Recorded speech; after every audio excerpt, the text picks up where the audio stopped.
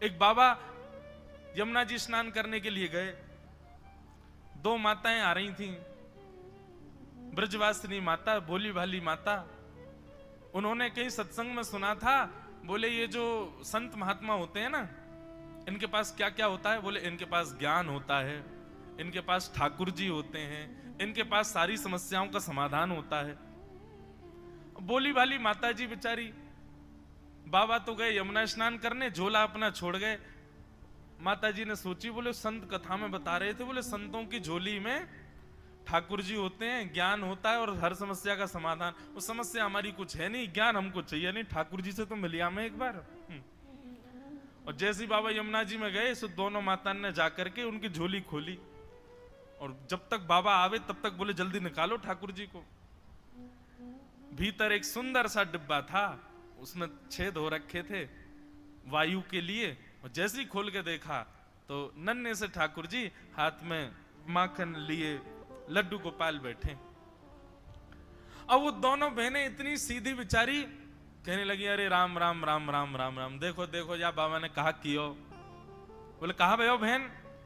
बोले डिब्बा बड़ो ना हो, छोटो डिब्बा हो, हमारे ठाकुर जी के हाथ पांव मोड़ के बैठा दिए यहाँ में। अब ठाकुर जी का स्वरूप तो ऐसा ही है लड्डू गोपाल, लेकिन उनके चित्त में ये भाव आ रहा है कि बोले कि या बाबा ने डिब्बा छोटो या हमारे ठाकुर जी के हाथ पांव मोड़ के बैठा दिए।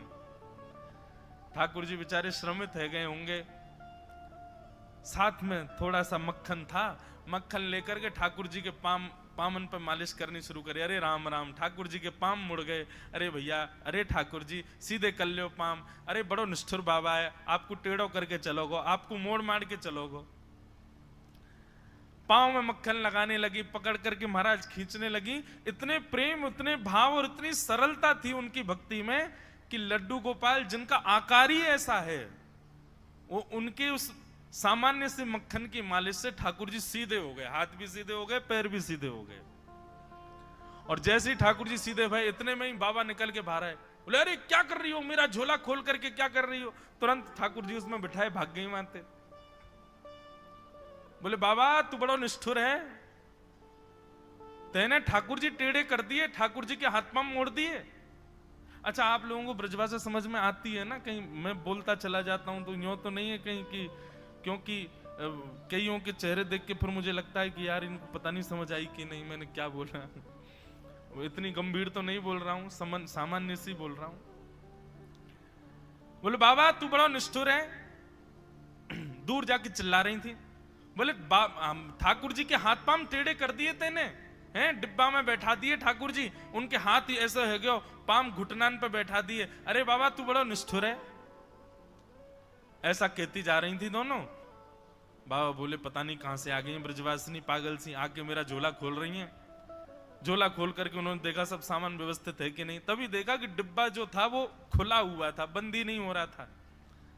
बाबा ने ऊपर से डिब्बा बंद किया तो बंद नहीं हो, कुछ अड़े।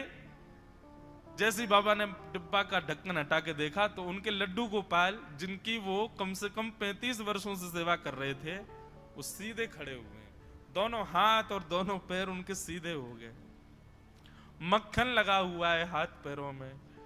देख करके साधु के नेत्र सजल हो गए।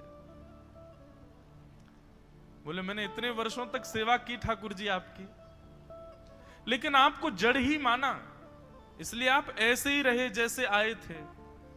पर ये दो सखी जो आई थी, इनके चित्त में इतने सरल और इतना प्रेम भाव आपके प्रति था ठाकुर जी कि आप जड़ होते हुए भी चैतन्य हो गए।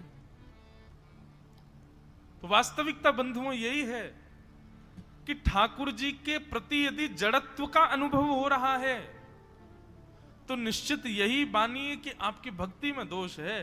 वो चैतन्य होने के लिए ही आपके पास आए हैं। अब आप भजन साधना करके, जैसी गुरु कृपा आज्ञा मान करके जो आपसे बल पड़े, अब लग जाओ कि वो चैतन्य हो।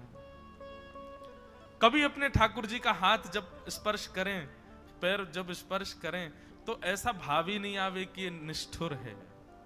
जैसे हमारी त्वचा का स्पर्श चैतन्यता का अनुभव कराता है, ऐसे ठाकुर जी की त्वचा का स्पर्श चैतन्यता का भाव करावे। तो जिस दिन से आए तब से अब तक श्री दत्त भगवान के बहुत सारे रूप देखे। गंभीर रस देख लिया, चैतन्य रस